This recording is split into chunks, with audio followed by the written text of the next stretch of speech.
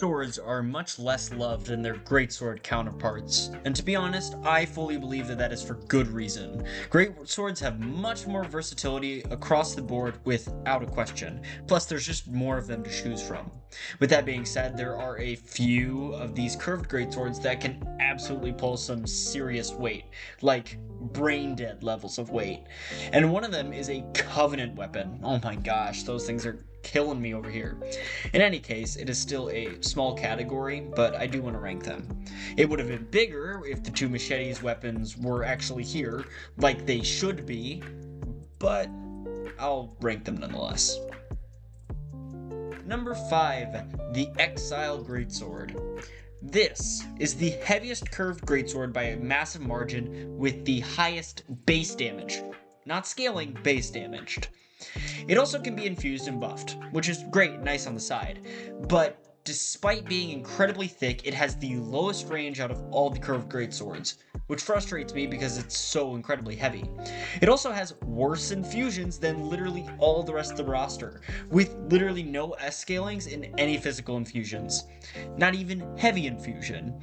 This is a weapon that is only okay in a list with some great weapons here. I mean, its skill is literally the exact same as some of the others too, but it literally costs more than all the other ones. Number 4, the Herald Curved Sword. So I wrote the script a while ago, and back then I didn't really like this sword that much. I still don't like it a ton, but I have changed my opinion just slightly, and the reason why is because of that skill. So, this thing, straight up, is the longest curved greatsword in the whole game, which is alright, I guess, and it also has a very unique weapon skill, which I personally like, considering the fact that the normal skill is only okay for most of these. But honestly, I've never really been the biggest fan of this curved sword. I mean, it's decent nonetheless, don't get me wrong, but I'm still going to be disappointed in it, and I'm probably not ever going to use it. It's okay for what it is, but when it's just not living up to my standards, I don't want to really use it. I mean, this thing is only really marginally better than the Exile Greatsword, and that is primarily because the lower weight and the better physical infusions. That being said, those infusions are still nowhere near the top. Number 3, the Murka Mura. The what is that? The Murakumo. Yes. Okay. What is this thing? This sword is the curved greatsword, period. It's the basic one of the category. It's the basic, infusible weapon with actually decent damage, infusions, and general utility. It's super accessible to any build, and it's probably the best one for most builds. It's also the lightest, which is nice. Plus, in addition to that, it gets S-scaling on sharp infusion, which is pretty nice with a curved greatsword, to be saying. And it also has just great general use. I mean, it fits with so many things. Number 2, the Carus Curved Greatsword. So this sword is actually really good. First, it gets multiple S-scalings and infusions on some great infusions. Second, this is the only curved greatsword with bleed buildup. Now, with that in mind, you don't usually want bleed buildup on a greatsword or a big weapon since it's slower to build up. And this sword still does have the worst base damage out of the curved greatswords due to the existence of the bleed buildup. That being said, it still has those S infusions, and to be honest, it is just good. It's basic enough that it can fit with almost any build, and it's basically like the Murakumo. My gosh, I still can't say that right. The Murakumo, but with an extra little bit of bleed with a little bit less damage. And to be honest, I love it.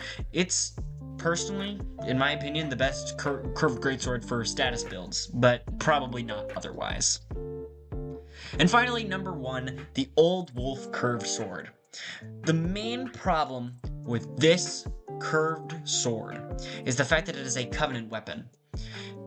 and that is really frustrating. Covenant weapons are so hard to get. Covenant anythings are so hard to get unless you're online. And even then, Dark Souls 3 doesn't have a ton of players online all the time, so it's not like you're going to be fighting a bunch of people.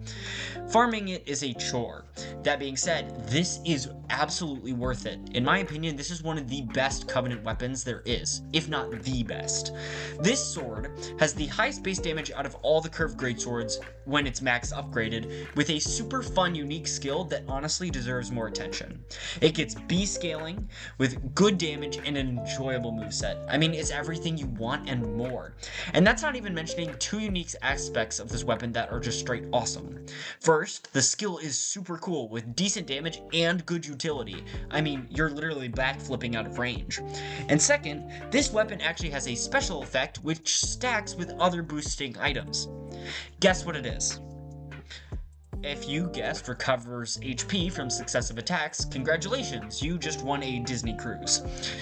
It's a niche effect, sure, but it's cool nonetheless that can definitely add to a build dedicated to HP on hit. In addition to that, it's the easiest of the rewards to get for this Covenant, and this Covenant is also the easiest to farm for.